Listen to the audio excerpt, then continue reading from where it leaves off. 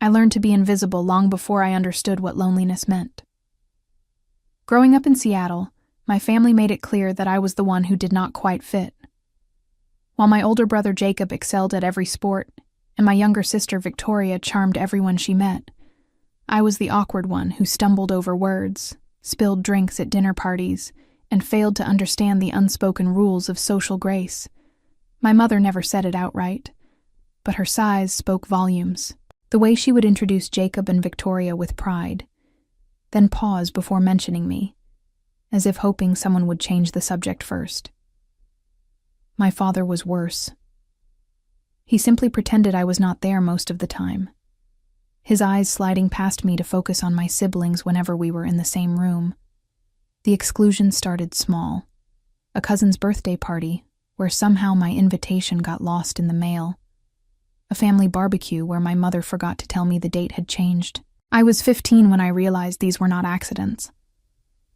I overheard my Aunt Patricia talking to my mother in the kitchen during Thanksgiving. "You really should have left Adeline at home," Patricia said, her voice dripping with false sympathy. "She just makes everyone uncomfortable. Did you see her trying to talk to Uncle George about his stamp collection? The poor man looked like he wanted to escape through a window." My mother's response was worse than agreement. It was resignation. "I know. But what can I do? She is my daughter." The tone said everything. I was a burden, an embarrassment, something to be tolerated rather than celebrated. After that, the exclusions became systematic. Family reunions happened without me. I would find out about them through social media posts, seeing my entire extended family gathered at a lake house or restaurant, their smiling faces a stark reminder that I was not wanted. My parents stopped making excuses. When I asked why I had not been invited to Victoria's engagement celebration, my mother simply said, "We thought it would be better this way. You know how you get in social situations." I was 22 and working as a junior analyst at a pharmaceutical consulting firm when I met Damien. He was presenting at a biotech conference, discussing his startup that was developing revolutionary cancer diagnostic tools. Unlike everyone else in my life, he did not find me awkward. He found me interesting. "You asked the only intelligent question in that entire session," he told me afterward, his green eyes bright with genuine appreciation. "Everyone else was worried about profit margins. You wanted to know about patient outcomes." We talked for 4 hours that night, then 4 more the next day. Within a month, we were inseparable. Damien saw something in me that my family never had. He saw someone worth listening to, worth knowing, worth loving. When he proposed 2 years later, I cried for an hour. Not just because I loved him, but because for the first time in my life, someone had chosen me first. Someone wanted me around. Someone thought I was enough. I did not invite my family to the wedding. The decision came easily, without the guilt I thought I would feel. They had spent years making it clear I was not welcome at their celebrations. Why would I include them in mine? My mother called 3 days after she found out through a distant relative. "Adeline, how could you not tell us you were getting married? The same way you did not tell me about the family reunion in Portland last summer," I replied calmly. "Or the one in Vancouver the year before. Or Victoria's engagement party. Or Jacob's promotion dinner. Should I continue?" The silence on the other end was delicious. "That was different," she finally said, her voice tight. "You know how you are in social situations. We were trying to spare you the discomfort." "How thoughtful," I said. "I am returning the favor. Goodbye, Mother." I hung up before she could respond. Damien wrapped his arms around me, and I let myself lean into his warmth. For the first time, I had someone who was truly on my side. The wedding was small and perfect. 50 guests who actually wanted to be there, who celebrated our love without reservation or embarrassment. My best friend from college, Natasha, was my maid of honor. Damien's sister Sophie welcomed me into their family with open arms. I danced until my feet hurt and laughed until my face ached, and not once did I feel like I needed to shrink myself to fit into the room. After the wedding, Damien and I threw ourselves into building his company. Biosynth Diagnostics was his vision, but I became his partner in every sense. My background in pharmaceutical consulting proved invaluable. While he focused on the science, I handled the business strategy, the partnerships, the regulatory pathways that would get our products to market. We worked 16-hour days in a cramped office, living on coffee and takeout, and the absolute certainty that we were building something important. The first FDA approval came 3 years into our marriage. The second came 6 months later. By year 5, Biosynth had contracts with 12 major hospital networks and a valuation that made headlines. My family did not contact me during any of this. Not when Biosynth was featured in TechCrunch. Not when we opened our new headquarters. Not when Damien and I were interviewed on a local news segment about healthcare innovation. The silence was complete, and I convinced myself I did not care. I was wrong about that. Some part of me still wanted them to see what I had become. Not the awkward girl who embarrassed them, but someone who had built something remarkable. Someone who mattered. The day everything changed started ordinarily enough. I was in my office reviewing partnership proposals when my assistant Yuki knocked on my door. "Adeline, you have a visitor in the lobby. She says she is your sister." I looked up from my computer, confused. "Victoria is here?" "She did not give her name," Yuki said carefully. "Should I send her away?" Part of me wanted to say yes, but curiosity won. "Send her up." Victoria looked different than I remembered. Older, obviously, but also worn in a way that expensive clothes could not hide. Her designer handbag and perfect highlights spoke of maintained appearances, but her eyes were desperate. "Adeline," she said, her voice overly bright. "Look at this place. I had no idea your company was so impressive." I stayed behind my desk, not offering a hug or even a welcoming smile. "What do you want, Victoria?" Her facade cracked slightly. "Is that any way to greet your sister? I have not seen you in years." "By choice," I reminded her. "Your choice. All of you." She had the grace to look uncomfortable. "We have been so busy. You know how it is with family obligations and social commitments." "No," I said flatly. "I actually do not know. I was never included in any of those obligations or commitments, remember?" Victoria shifted her weight, and I noticed the subtle signs of financial stress. The slightly outdated phone, the handbag that was last season's style, the way she kept glancing around my office, calculating worth. "Things have been difficult," she finally admitted. "David lost his job 6 months ago. We are behind on the mortgage. I thought maybe you could help. Just a loan, really. Family helps family, right?" I almost laughed. "Family helps family. That is fascinating, Victoria. Where was family when I graduated college? When I got my first real job? When I got married? Where was family during any moment of my life?" "That was different," she protested weakly. "You know how Mom and Dad felt about your social issues."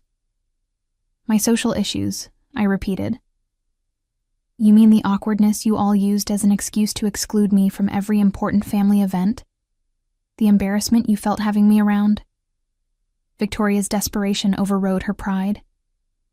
"I know we were not always fair to you, but you have done so well for yourself. Surely you can spare something to help your sister. David and I have 2 children to think about." "I have thought about your children exactly as much as you thought about me for the past decade," I said. "Which is to say, not at all." Her face hardened. "You have changed, Adeline. Money has made you cruel." "No," I corrected her. "Money has made me visible, and you cannot stand it." She left without another word, and I returned to my work. But the encounter unsettled me more than I wanted to admit. Victoria's appearance was a crack in the dam.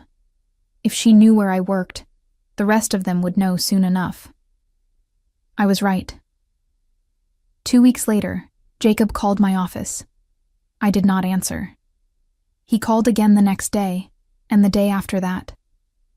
Finally, He showed up at the biosynth lobby, using his charm to convince the receptionist to call up to my office. "Give me 5 minutes," he said when I came down to meet him, refusing to let him into the building proper. "Please, Adeline." We stood in the modern glass lobby, surrounded by the visible evidence of my success, and my brother finally looked at me like I was someone worth seeing. "I made mistakes," he started. "We all did. The way we treated you was wrong."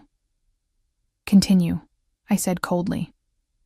He ran a hand through his hair, a gesture I remembered from childhood when he was uncomfortable. "Dad is sick. Pancreatic cancer. Stage 4. The medical bills are crushing them. Their insurance barely covers anything, and the experimental treatments he needs are not approved." Something twisted in my chest, but I kept my voice level. "And you thought of me because?" "Because you work in diagnostics and healthcare," he said. "Because you have connections. Because you are family, and despite everything, family should be there for each other." "Family," I said softly. "The family that excluded me from every reunion, every celebration, every moment that mattered." "That family?" Jacob's jaw tightened. "I know we hurt you, but this is about Dad. He is dying, Adeline. Do you really want him to die, knowing his daughter refused to help?" "He has spent my entire life acting like I was invisible," I said. "Now I am simply returning the courtesy." "You are unbelievable," Jacob snapped, his charm evaporating. "We knew you had issues, but I never thought you were vindictive." "I am not vindictive," I replied calmly. "I am simply treating you exactly how you treated me." "How does it feel, Jacob? How does it feel to be excluded? To be ignored? To be told you are not worth the effort?" He stared at me for a long moment, then shook his head. "I hope you can live with yourself." He walked away, and I stood in the lobby of my company, surrounded by everything I had built, and felt absolutely nothing. Or I told myself I felt nothing. The truth was more complicated.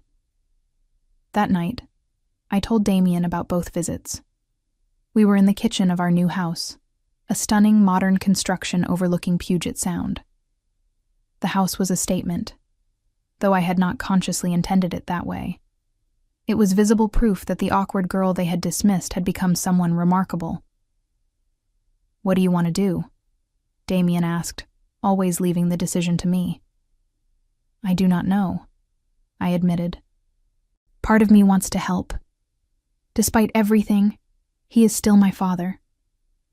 But another part of me thinks about every time they made me feel worthless, and I want them to know how it feels." Damien pulled me close. "You do not have to decide tonight, but whatever you choose, I support you." I loved him for that, for never pushing, never judging, just being there. The decision came 2 days later when I received a text from an unknown number. It was a photo, and when I opened it, my breath caught. It was a screenshot from a business magazine. The cover featured Damien and me, with the headline, "Healthcare's Power Couple, How Biosynth Diagnostics is Revolutionizing Cancer Detection." The text below the image read, "Saw this at the newsstand. Guess you are not so awkward anymore. Would love to reconnect. This is Mom." Something cold settled in my chest. Not when I was nobody. Not when I was struggling. Not when I needed them. Now that I was on magazine covers, now they wanted to reconnect. 3 more texts followed over the next hour.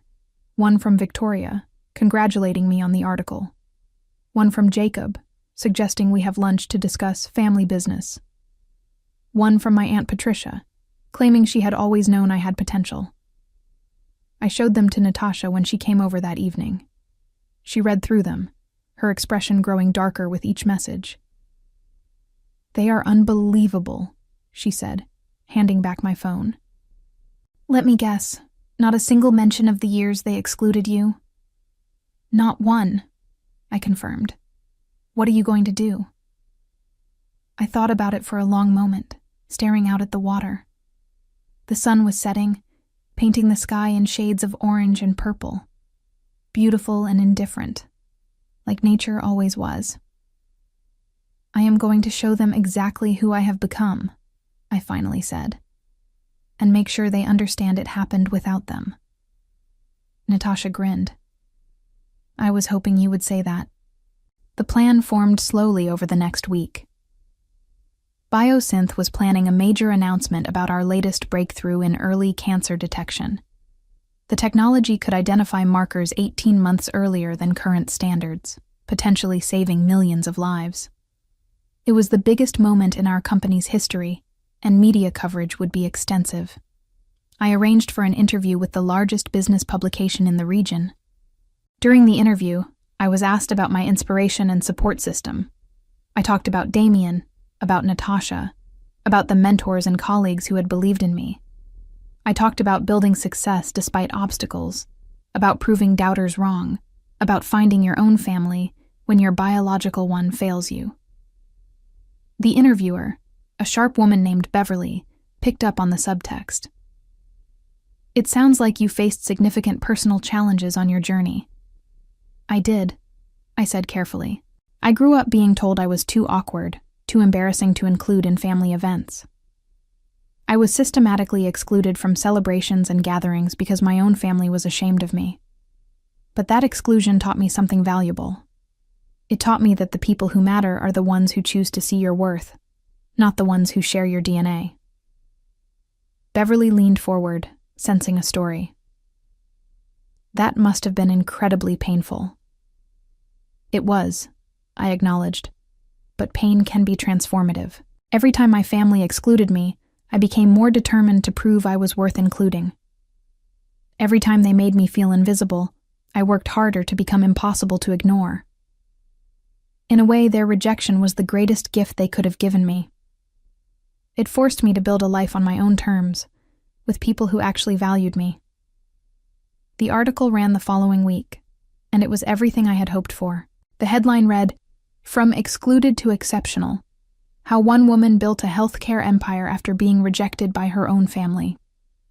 The piece detailed my childhood exclusion, my rise in the industry, and my philosophy about chosen family versus biological family. It was honest, compelling, and impossible to ignore. The article was syndicated nationally. Within 3 days, my story was everywhere. News outlets picked it up. Social media exploded with discussions about family dynamics and toxic relationships. I became an unexpected voice for people who had been rejected or dismissed by their own families, and my family saw all of it. My phone started ringing off the hook. My mother called 6 times in 1 hour. Victoria sent a dozen texts, each more frantic than the last.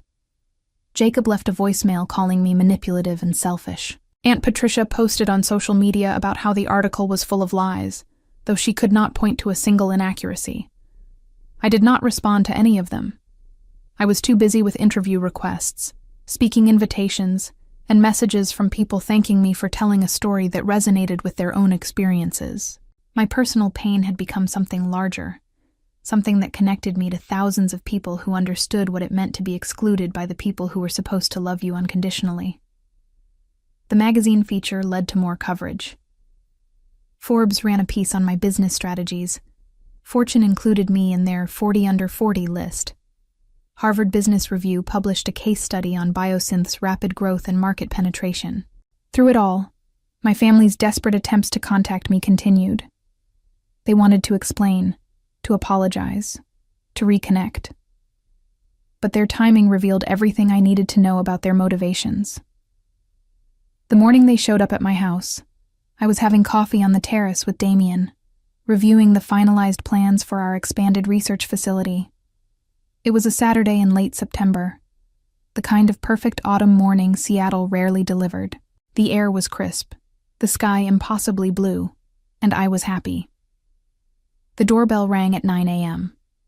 I checked the security camera on my phone and felt my stomach drop. My mother, father, Victoria, and Jacob stood at my front gate, looking up at the house with expressions I could not quite read from the camera angle. "They actually came," I said to Damien, showing him the screen. He set down his coffee cup. What do you want to do? Talk to them, I decided. But on my terms. I walked down the long driveway rather than letting them into the property. The house rose behind me, an architectural statement of glass and steel and success. I wanted them to see it. I wanted them to understand exactly what they had missed while they were excluding me from their lives. My father looked terrible. Jacob had not exaggerated about the cancer. He had lost at least 40 pounds. His skin had a grayish tint, and he leaned heavily on a cane. My mother looked older too, worn by stress and probably guilt, though I was not feeling particularly generous about her emotions. Adeline, my mother started, her voice wavering. We need to talk. We have nothing to talk about, I said calmly. You made your feelings about me clear years ago. I have simply accepted them.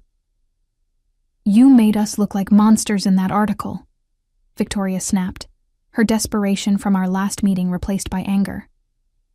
Do you know how many people have sent me that story? How many former friends have asked me why we treated you so badly? I told the truth, I replied.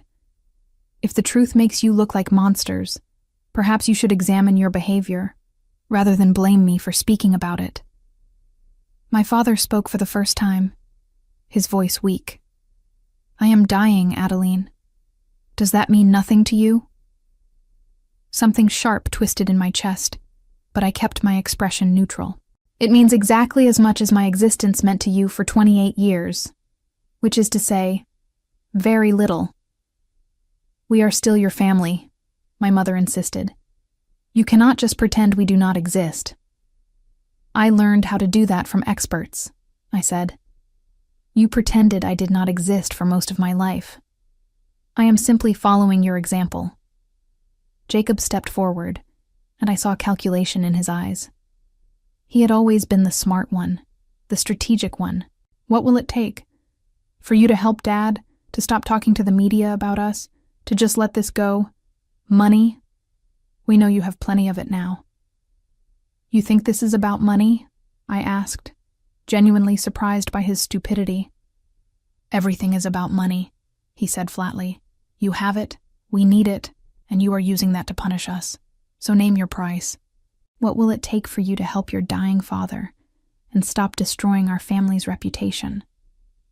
I stared at my brother, at the man who had stood by while I was excluded from countless events, who had laughed when I was called awkward and embarrassing, who had never once defended me. And I realized something crucial. He still did not see me as a person. I was just an obstacle to overcome, a resource to extract from, a problem to solve. There is no price, I said quietly, because you still do not understand what you did wrong.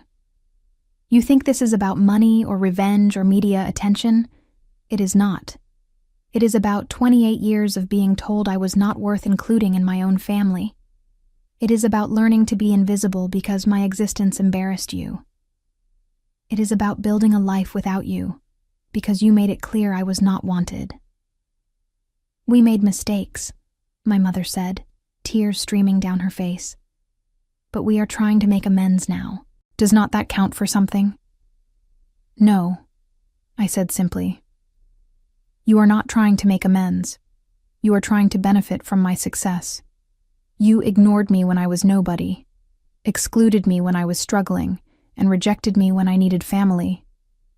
Now that I am successful and visible and impossible to ignore, suddenly you want a relationship.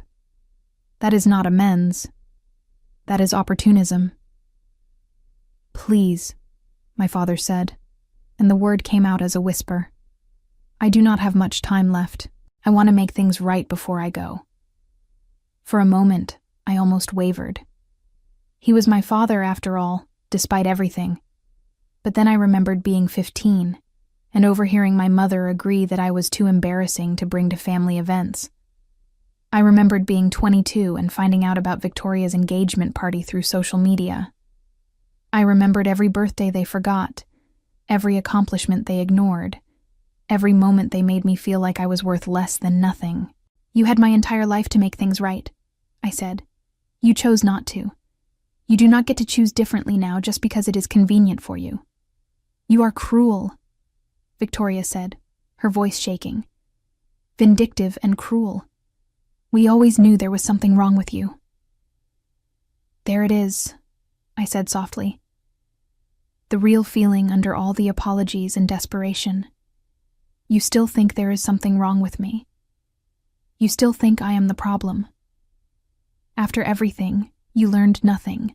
I turned to walk back to the house, but my mother's voice stopped me. The cancer is in his pancreas, liver, and lungs. Without experimental treatment, he has 3 months, maybe 4. You work in diagnostics. You have connections to every major hospital and research facility in the country. You could help him get into a clinical trial, get access to treatments we cannot afford. You could save his life. I turned back to face her. I could, I agreed.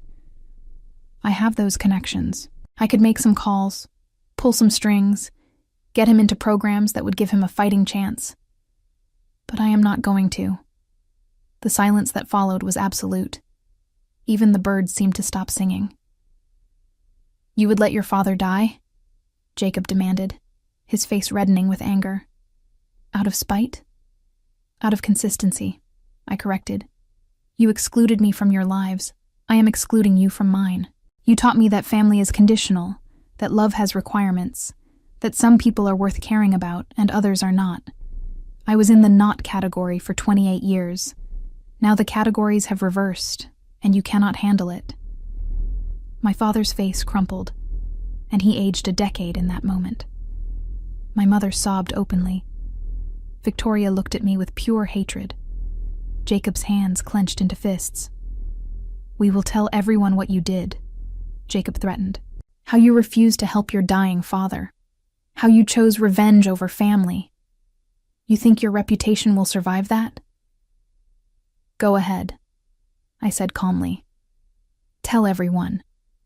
Explain why a daughter who was excluded from every family event, who was called embarrassing and awkward her entire life, who was not invited to her own sister's engagement party, refused to help the people who rejected her. I am sure the public will be very sympathetic to your side.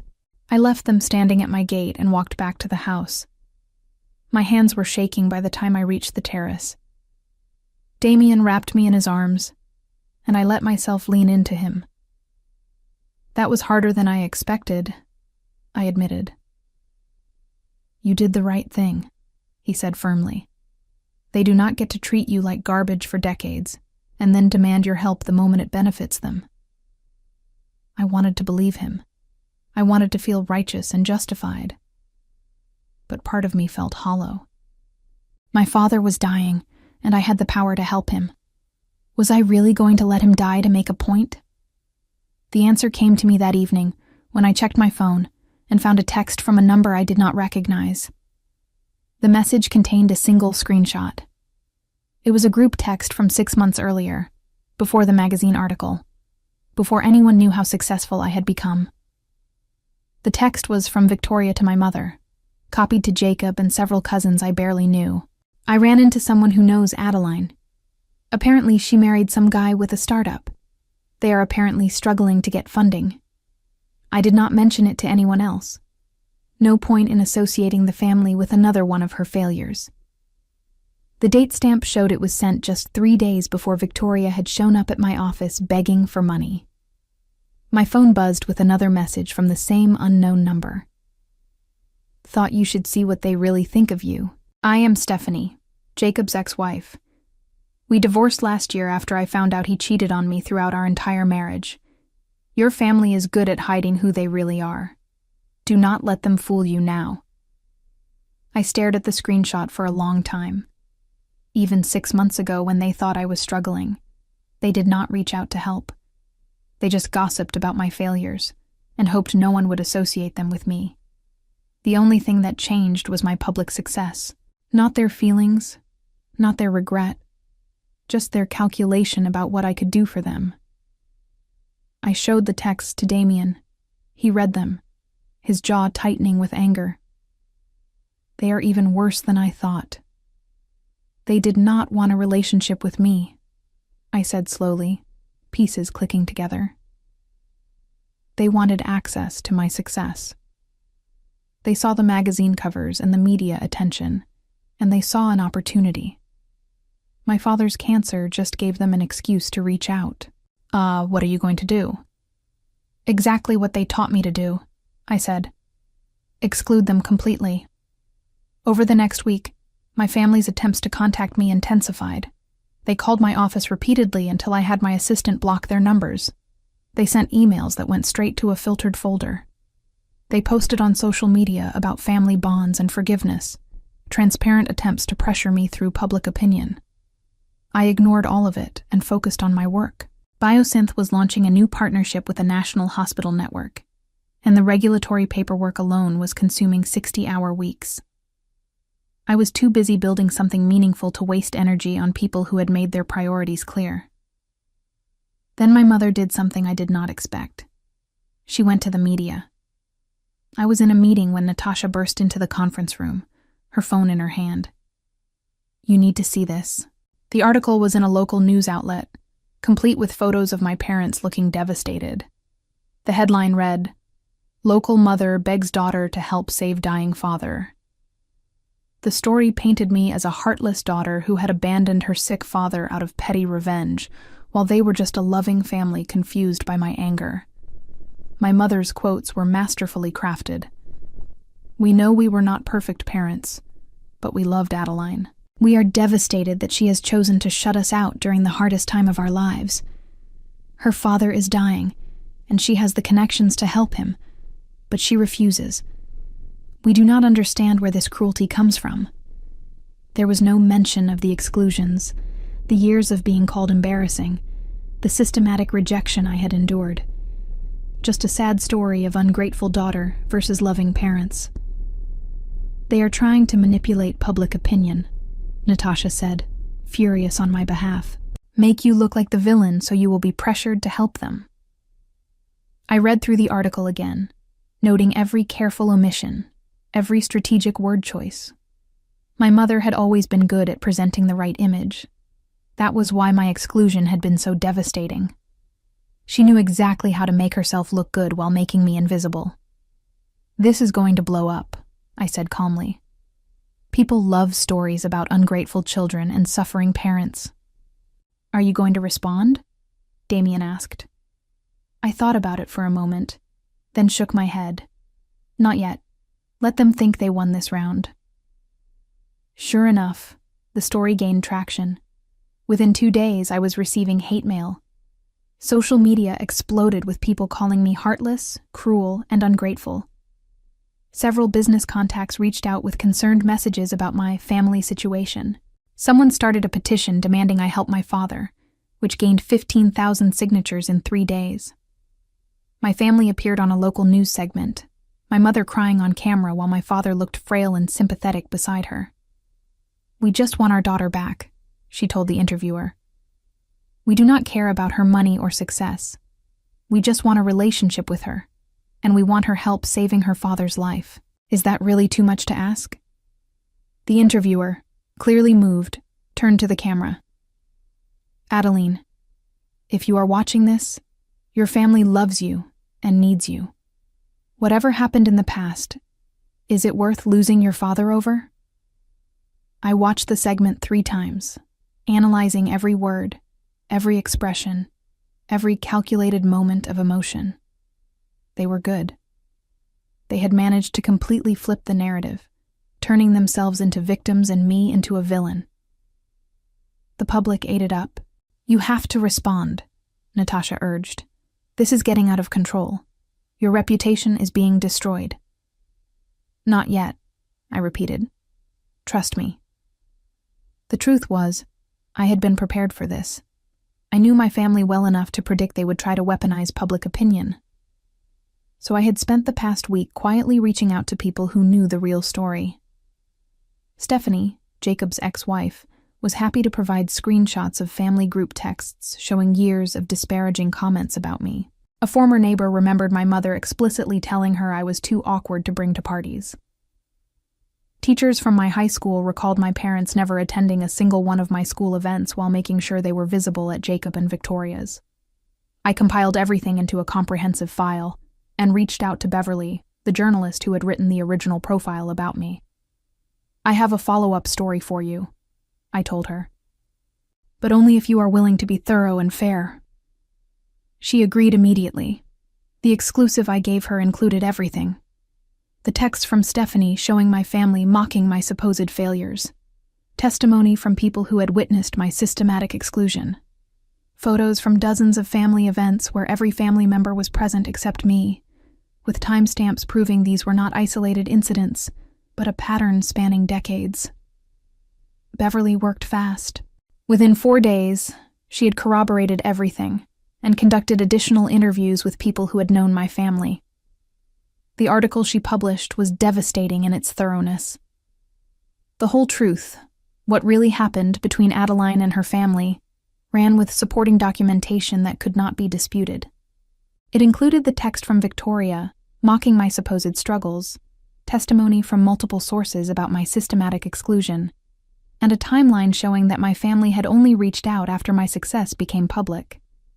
But the most damaging part was the interview with Stephanie. She did not hold back. "They are master manipulators," she told Beverly. "I was married to Jacob for 8 years, and I watched how they operated. Adeline was the family scapegoat. They blamed her for being awkward. But the truth was, she was just shy, and they used that as an excuse to exclude her. They wanted a perfect image, and Adeline did not fit that image, so they erased her. Now that she is successful, they want to benefit from her achievements while still blaming her for being difficult. It is disgusting." The article included a statement from me, carefully crafted to be factual rather than emotional. "I have spent my entire life being excluded by my biological family. They did not invite me to celebrations, they did not acknowledge my achievements, and they made it clear that my presence embarrassed them. I built a successful life despite their rejection, not because of their support. Now they want access to that success, and when I declined, they attempted to manipulate public opinion by presenting themselves as loving parents and me as a cruel daughter. The documentation speaks for itself. The response was immediate and overwhelming. The public opinion that had turned against me reversed completely. The same people who had called me heartless were now calling my family manipulative and toxic. The petition demanding I help my father was replaced by support groups for people who had been scapegoated by their own families. My family's media strategy backfired spectacularly. News outlets that had sympathetically covered their story now ran corrections and follow-ups, highlighting their manipulation. Social media exploded with people sharing their own stories of family exclusion and validation. I became a symbol for everyone who had ever been rejected by the people who were supposed to love them unconditionally. My mother tried to do damage control, releasing a statement claiming the article was taken out of context and that they had always loved me. But the evidence was too solid, the pattern too clear. No one believed her.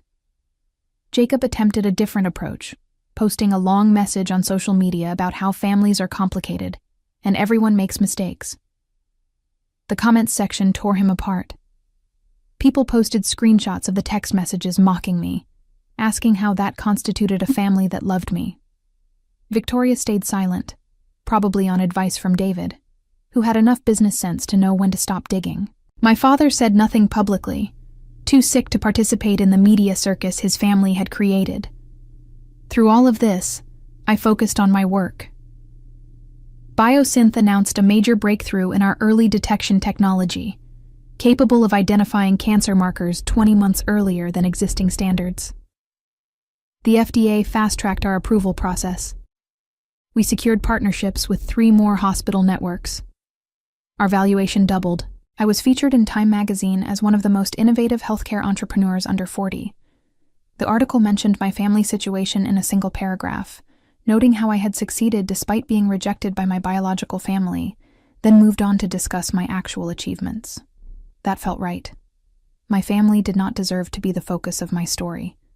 They were just an obstacle I had overcome. 6 weeks after they showed up at my house, I received a text from Jacob. Dad is in hospice. He has days, maybe a week. Mom wants to know if you will come say goodbye. No media, no drama, just a chance to make peace. I stared at the message for a long time. Damien found me on the terrace, holding my phone with tears running down my face.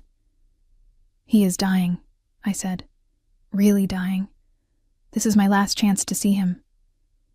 Do you want to? Damien asked gently. Did I? Part of me wanted closure, wanted to hear my father acknowledge what he had done, wanted some kind of resolution to decades of pain. But another part of me knew better. My father had not changed. He was just running out of time, and my mother was making one final attempt to manipulate me into compliance. If I go, they will see it as weakness, I said. As proof that they can still control me if they just push the right buttons. They will think they won. This is not about winning or losing, Damien said. This is about what you need for yourself. I thought about that. What did I need? I needed to prove that I was worth more than they ever gave me credit for, and I had done that. I needed to build a life without them, and I had done that too. I needed to show them that their rejection had consequences, that they could not treat someone terribly for decades and then demand reconciliation on their terms. What I did not need was their approval, their apology, or their acknowledgement. I had spent too many years craving those things, and they had given me nothing but pain. Whatever my father wanted to say to me now, it was 30 years too late. I texted back a single sentence. I made peace with your absence years ago. You should try to do the same with mine. Jacob responded with a string of angry messages calling me heartless and cruel, proving that nothing had actually changed. My mother sent a voice message that I deleted without listening to. Victoria posted something on social media about forgiveness that I did not bother to read. I blocked all of their numbers and asked my lawyer to draft a cease and desist letter prohibiting them from using my name or story in any media capacity. Then I went back to work. My father died 12 days later. I found out through a notification on social media, where my mother had posted a long tribute about family and loss and the pain of being estranged from a child. The comments were mostly supportive, from people who did not know the full story or chose to believe the version where they were victims. I felt sad when I saw the post, but not the crushing grief I had expected. He had been absent from my life for so long that his death just made that absence permanent. In a way, it was a relief. No more chances for reconciliation meant no more hoping they would finally see my worth. I did not attend the funeral. I sent flowers with a card that read only, "Goodbye." I heard later that my mother cried when she saw them, but I do not know if those tears were genuine grief or performed emotion for the assembled family members. 3 months after my father's death, Victoria tried one more time. She showed up at my office unannounced, looking significantly worse than during her previous visit. Her clothes were cheaper, her hair less maintained, and there was a desperate edge to her that made my assistant Yuki uncomfortable enough to call security before Victoria even made it to the elevator. I came down to the lobby myself, wanting to handle this directly. Victoria stood near the reception desk, her hands clutching an envelope, her eyes red from crying. "I am not here to ask for money," she said immediately. "I just need you to read this." She held out the envelope. I did not take it. "David left me," she continued, her voice breaking. "He took the kids and filed for divorce. I lost the house. I am living with Aunt Patricia, and she makes me feel like a charity case every single day. Jacob will not return my calls because I do not have anything to offer him. Mom blames me for how the media coverage turned out, says I should have kept my mouth shut about you from the beginning." I listened without expression, waiting for the real reason she had come. "I know what we did to you was wrong," Victoria said, tears streaming down her face. "I understand that now. Living with Patricia, being treated like a burden, being excluded from conversations because I do not have money or status anymore. I finally understand what we put you through your entire life. You understand because it is happening to you, I said. Not because you have genuine empathy or remorse. You understand because now you are the excluded one, and you do not like how it feels. She flinched but did not deny it. The letter is from Dad, she said quietly.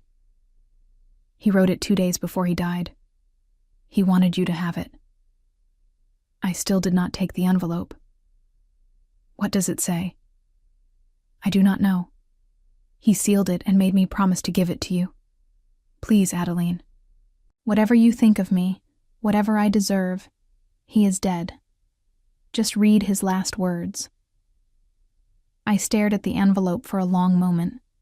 Every instinct told me it was another manipulation, another attempt to make me feel guilty for setting boundaries. But curiosity won. I took the envelope. Thank you for delivering it. You can go now. Victoria looked like she wanted to say more, but my expression stopped her. She walked out of the lobby, her shoulders hunched, looking small and defeated. I waited until I was back in my office to open the letter. Damien sat beside me, ready to provide support if needed. The handwriting was shaky but readable, my father's signature scrawl made worse by illness. Adeline, it began. I do not expect forgiveness, and I am not writing this to ask for it. I am dying, and I need to be honest about what I am leaving behind. You were right about everything. We did exclude you systematically.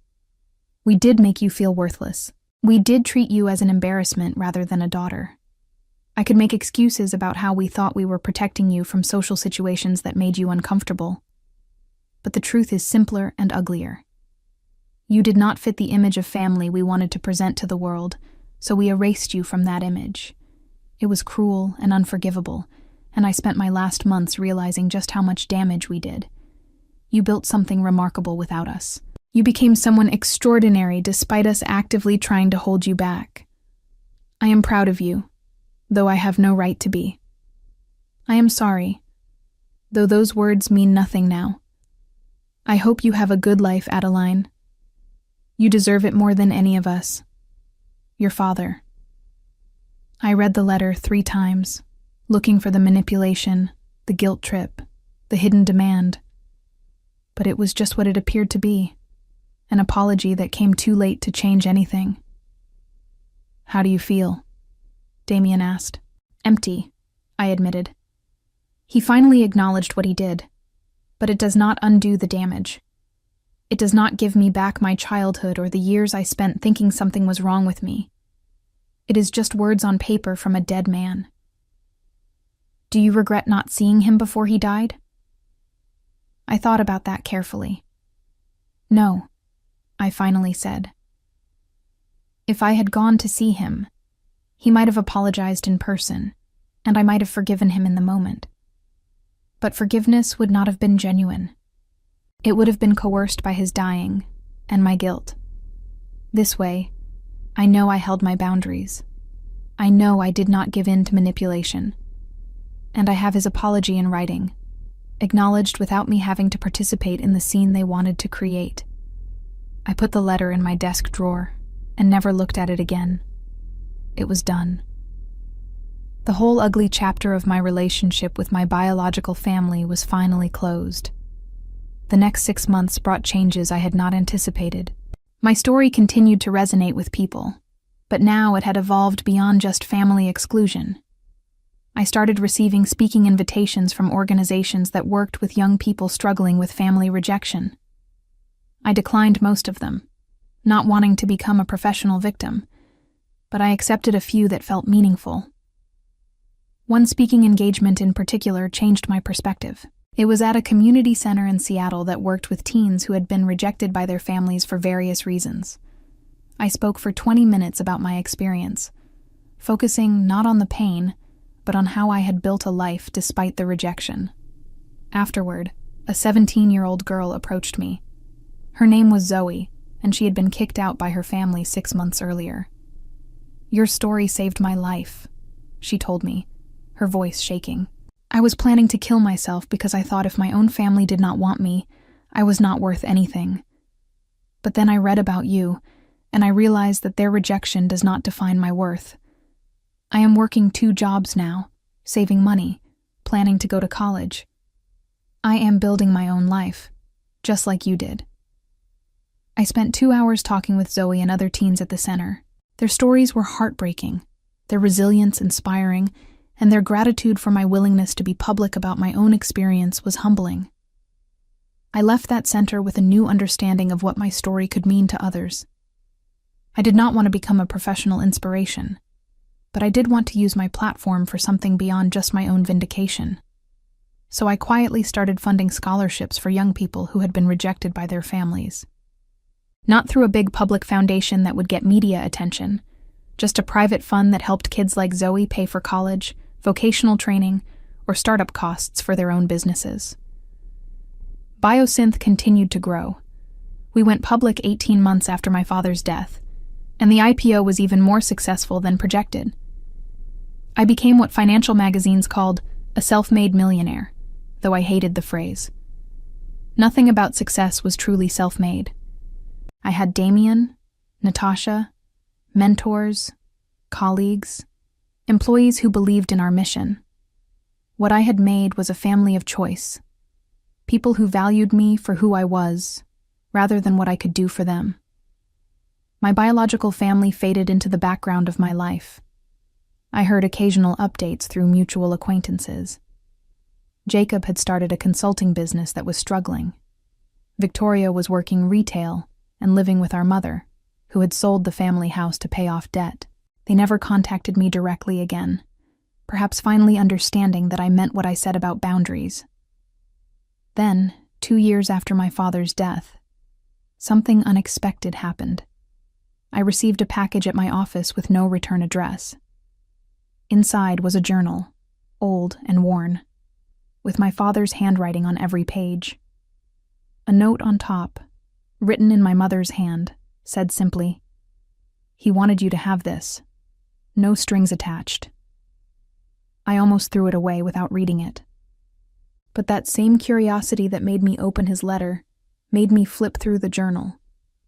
It turned out to be a diary he had kept during the last year of his life, starting around the time I had first appeared in business magazines. I read it over the course of a week, a few pages at a time when I could emotionally handle it. It was strange reading my father's private thoughts, seeing the slow evolution of his understanding about what he had done to me. The early entries were defensive, full of justifications about why they had excluded me. She was always so uncomfortable in social situations. We thought we were helping her avoid embarrassment. But as the entries progressed and his cancer advanced, the tone changed. He wrote about watching me on television during an interview, seeing me speak confidently about healthcare innovation, and realizing that I was not actually awkward at all. I had just been beaten down by years of being told I was not good enough. He wrote about reading the article where I discussed being excluded, and finally understanding how systematic and cruel that exclusion had been. One entry, dated a month before he died, hit particularly hard. I saw Adeline speak at a conference today. I bought a ticket under a fake name and sat in the back where she would not see me. She was brilliant, confident, articulate, commanding the room in a way that made everyone listen. This was not a woman who was naturally awkward or uncomfortable. This was a woman we broke and who rebuilt herself without us. I am responsible for that breaking, and I will die knowing I destroyed my relationship with my daughter for the stupidest reason imaginable. We wanted to present a perfect family image, so we excluded the one person who was genuinely good. Victoria is manipulative and selfish. Jacob is ambitious to the point of ruthlessness. But Adeline was always kind, always genuine, always trying to connect, and we punished her for it. I do not deserve forgiveness, but I want her to know I finally see the truth. I cried when I read that entry. Not because it changed anything, but because it confirmed what I had always suspected. There had never been anything wrong with me. The awkwardness they used as an excuse was just a natural shyness that would have resolved with support and acceptance. Instead, they had weaponized it against me, used it to justify their exclusion, and created a self-fulfilling prophecy where I became uncomfortable in social situations because I was constantly told I was uncomfortable in social situations. The journal gave me something I had not expected. Not closure, exactly, but completion. I had spent years wondering if I was being too harsh, too unforgiving, too willing to burn bridges. The journal confirmed that my assessment had been correct. My father himself admitted that my exclusion was based on image management rather than any genuine concern for my well-being. I kept the journal, but did not share its contents with anyone except Damien. It was private. A final honest conversation between a father who realized too late what he had done and a daughter who no longer needed his acknowledgement to know her own worth. Life moved forward. Damien and I celebrated our 10th wedding anniversary with a quiet dinner at home, just the two of us and the life we had built together. Biosynth expanded internationally, opening research facilities in 3 countries and helping millions of people access early cancer detection.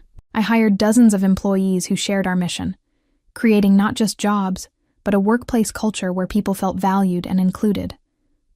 I saw my mother one more time, completely by accident. I was having lunch with Natasha at a restaurant downtown when I spotted her sitting alone at a corner table. She was reading a book, and for a moment, she looked small and old and lonely. She saw me at the same instant. Our eyes met across the restaurant, and something passed between us. Not forgiveness, not reconciliation, just acknowledgement. She nodded slightly. I nodded back. Then I returned to my conversation with Natasha, and she returned to her book. That was enough. We had both moved on with our lives, in different directions, with different levels of success and happiness. There was nothing left to say. The real victory came not from my family's suffering or acknowledgement, but from what I built despite them. Biosynth made a genuine difference in the world. The scholarship fund helped 43 young people pursue education and careers they would not have been able to afford otherwise. I had a marriage built on genuine love and respect, rather than obligation or appearance. I had friends who chose me because of who I was, not what I could provide. My biological family faced the consequences of their choices in ways that felt almost poetic. Jacob's business failed completely, his reputation in shambles after word spread about how he had treated me. The business community could forgive many things, but public cruelty to family members made people nervous about partnerships and deals. Victoria's divorce left her financially devastated and socially isolated, no longer able to maintain the perfect image she had valued above genuine relationships. My mother lived alone in a small apartment, her perfect family fractured beyond repair, learning too late that appearances matter less than authentic connections. I did not celebrate their struggles, but I did not mourn them either. They were natural consequences of prioritizing image over substance, manipulation over honesty, exclusion over inclusion. They had built their lives on a foundation of superficial values, and when tested, that foundation crumbled. As for me, I stood in the research facility we had opened in Vancouver, watching our team celebrate another breakthrough in diagnostic technology. We had just identified a method to detect pancreatic cancer 19 months earlier than current standards. The same cancer that killed my father would now be caught early enough to save thousands of lives. There was irony in that, though I tried not to dwell on it. My work would save people with the same disease that killed my father, but I had chosen not to use my connections to save him specifically. Some people would call that cruel. I called it consistent. He had spent my entire life teaching me that family was conditional, that love had requirements, that some people were worth helping and others were not. I had simply applied his own philosophy back to him. Damien appeared beside me, slipping his arm around my waist. "What are you thinking about?" "How strange it is," I said slowly, "that the worst thing that ever happened to me turned out to be the best thing." If my family had included me, supported me, valued me, I might have been content with an ordinary life. I might never have pushed myself to build something extraordinary. Their rejection forced me to prove my worth in ways I would not have otherwise attempted. "So you are grateful they excluded you?" Damien asked, a hint of humor in his voice. "Not grateful," I corrected. "But I recognize that their cruelty became my catalyst. Every time they told me I was not good enough, I worked harder to prove them wrong. Every time they excluded me, I built stronger connections elsewhere. They meant to diminish me, and instead they forged me into something they never expected." I looked around the facility, at the technology that would save lives, at the team of brilliant people who had chosen to work with me, at the life I had built from nothing but determination and spite. "They wanted me to disappear," I said quietly. "Instead, I became impossible to ignore. And that, in the end, is the best revenge of all."